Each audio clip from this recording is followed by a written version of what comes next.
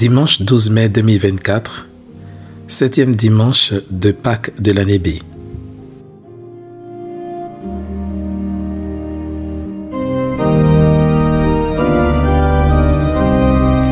Ressuscité d'entre les morts, le Christ, après s'être manifesté pendant 40 jours à ses disciples, est monté aux cieux et s'est assis à la droite du Père. S'il est monté au ciel, ce n'est pas pour se débarrasser de nous, mais pour nous préparer une place auprès de son Père. Et d'ailleurs, il n'a jamais eu l'intention de nous laisser seuls, sans défense, face au mauvais. Au contraire, il nous a promis l'Esprit Saint, qui nous fera demeurer en lui, et lui en nous.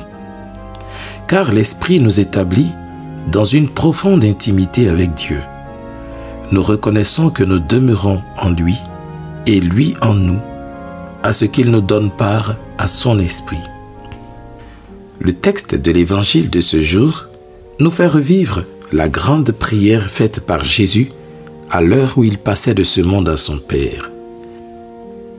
Et l'extrait de cette prière qui est proposé à notre méditation montre qu'il y avait deux principales choses qui lui tenaient à cœur. Deux choses pour lesquelles il a prié son Père lorsqu'il était encore sur terre et pour lesquelles il continue d'intercéder auprès de son Père maintenant qu'il est au ciel. Il s'agit d'une part de l'unité de ses disciples et de l'autre de la sanctification de ses disciples dans et par la vérité. Père Saint, garde mes disciples dans la fidélité pour qu'ils soient un. Jésus a toujours voulu l'unité de ses disciples et il y a toujours travaillé. Ainsi, comme Jésus, le souci de l'unité doit toujours nous animer. Unité à l'intérieur des familles chrétiennes, unité au sein de notre communauté, unité au sein de notre paroisse, unité entre fidèles du même diocèse, de la même église, unité entre enfants du même Père céleste. Cette unité ne peut se réaliser que grâce à l'amour.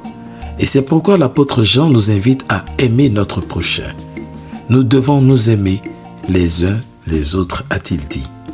Car l'amour est le ciment de l'unité. Tel est le secret de la communauté des 120 réunis autour de Pierre dans la première lecture. Pour nous, voici des gestes forts de cette recherche d'unité et ce témoignage d'amour que nous pourrions manifester. Voir le frère protestant ou pentecôtiste comme un frère à aimer et à accueillir. S'investir dans le dialogue entre les chrétiens pour l'unité. Répondre aux invitations à partager avec les frères protestants des temps de prière ou de méditation de la parole de Dieu, celle-là même qui fait notre unité. Bannir toute forme d'indifférence ou de rejet de tout ce qui n'est pas d'obédience catholique. Le luthérien, le méthodiste, l'évangélique, le pentecôtiste est avant tout chrétien. Il proclame le nom du Christ comme les catholiques, même s'il subsiste entre nous des divergences, par exemple sur les questions liées au sacrement. Et cela me fait aborder le deuxième élément de la prière de Jésus. Sanctifie-les par la vérité. Autrement dit, que l'Esprit de vérité en fasse un peuple de saints. Les moyens de sanctification que le Christ a offerts à son Église, ce sont les sacrements. Jésus prie donc pour que les siens se nourrissent vraiment de ces sacrements, moyens de salut. Il prie pour que les sacrements soient administrés et vécus en conformité avec la vérité divine. C'est pourquoi l'Église met un point d'honneur à préparer au sacrement. Mais aujourd'hui, la vérité sacramentaire est tiraillée de toutes parts. Regardons un sacrement comme le baptême. De plus en plus, les parents veulent faire accepter l'idée d'un parrain qui ne soit pas baptisé.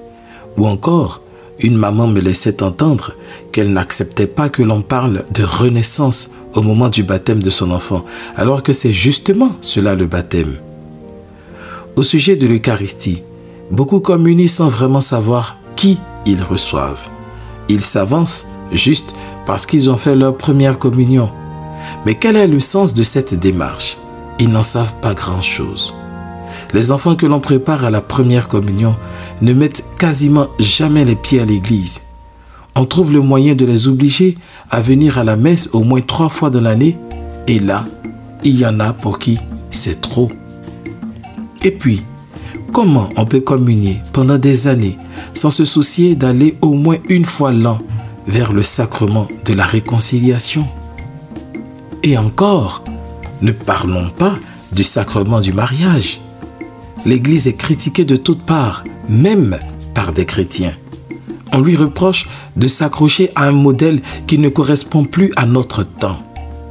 Jusqu'à quand l'Église aura-t-elle la force de brandir la vérité de Dieu, telle Saint Jeanne d'Arc au milieu de ses détracteurs? La prière de Jésus n'appelle pas seulement des consommateurs de sacrements, mais encore et surtout des témoins de la réalité sacramentaire. Il faut donc que l'un d'entre eux devienne avec nous témoin de sa résurrection. À l'époque, Pierre avait besoin d'un témoin supplémentaire pour remplacer Judas. Aujourd'hui, l'Église a besoin que tous les chrétiens soient témoins de la vérité divine. Que Dieu envoie sur son Église le défenseur, son esprit d'unité et de vérité. Qu'il garde l'Église dans la fidélité et l'unité et qu'il la défende face à tous les vents de division qui soufflent sur elle.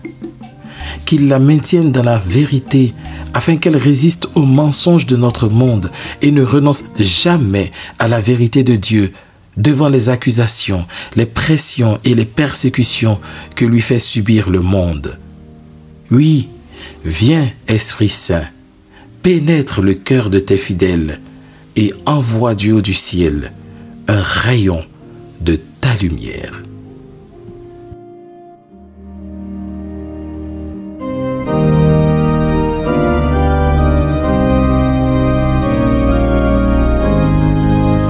Lecture du livre des Actes des Apôtres, chapitre 1, versets 15 à 17 et 20 à 26.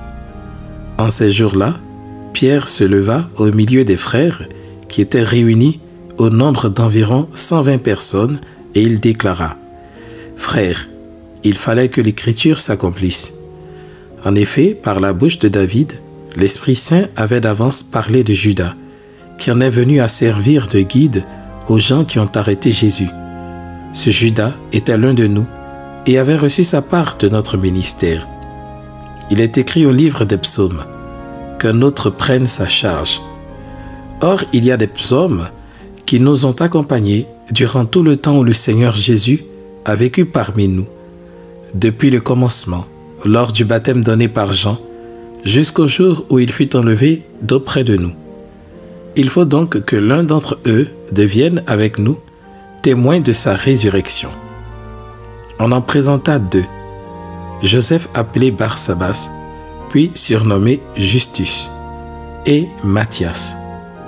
Ensuite, on fit cette prière: « Toi, Seigneur, qui connais tous les cœurs, désigne lequel des 2 tu as choisi pour qu'il prenne dans le ministère apostolique la place que Judas a désertée en allant à la place qui est désormais la sienne. » On tira au sort entre eux, et le sort tomba sur Matthias, qui fut donc associé par suffrage aux 11 apôtres.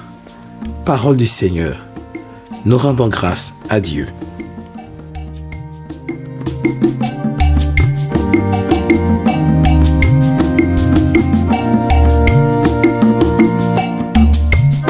Psaume 102. Le Seigneur a son trône dans les cieux.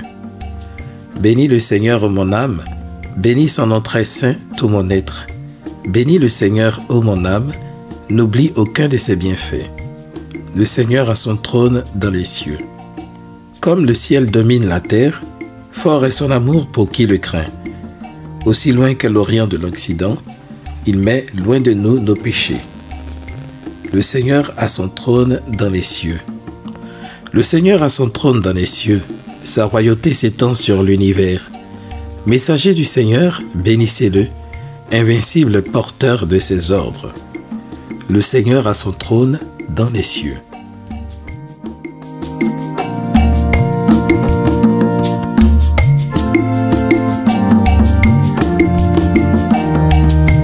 Lecture de la première lettre de Saint Jean chapitre 4, versets 11 à 16.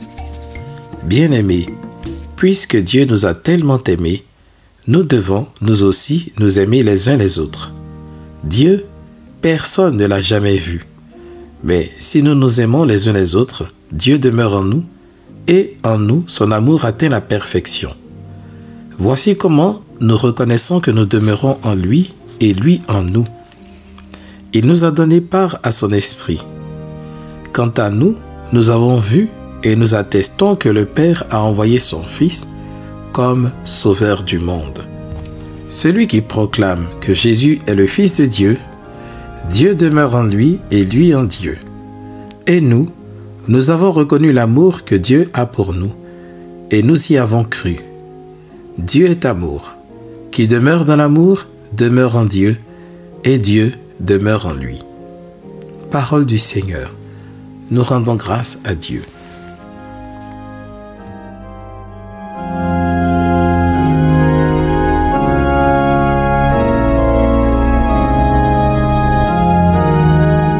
Évangile de Jésus-Christ selon saint Jean, chapitre 17, versets 11 à 19. En ce temps-là, les yeux levés au ciel, Jésus priait ainsi. Père saint, garde mes disciples unis dans ton nom, le nom que tu m'as donné, pour qu'ils soient un, comme nous-mêmes. Quand j'étais avec eux, je les gardais unis dans ton nom, le nom que tu m'as donné. J'ai veillé sur eux, et aucun ne s'est perdu, sauf celui qui s'en va à sa perte, de sorte que l'écriture soit accomplie. Et maintenant que je viens à toi, je parle ainsi, dans le monde, pour qu'ils aient en eux ma joie, et qu'ils en soient comblés. Moi, je leur ai donné ta parole, et le monde les a pris en haine, parce qu'ils n'appartiennent pas au monde, de même que moi, je n'appartiens pas au monde. Je ne prie pas pour que tu les retires du monde, mais pour que tu les gardes du mauvais. Ils n'appartiennent pas au monde, de même que moi, je n'appartiens pas au monde. Sanctifie-les dans la vérité, ta parole est vérité. De même que tu m'as envoyé dans le monde, moi aussi, je les ai envoyés dans le monde. Et pour eux, je me sanctifie moi-même, afin qu'ils soient, eux aussi, sanctifiés dans la vérité. Acclamons la parole de Dieu. Louange à toi, Seigneur Jésus.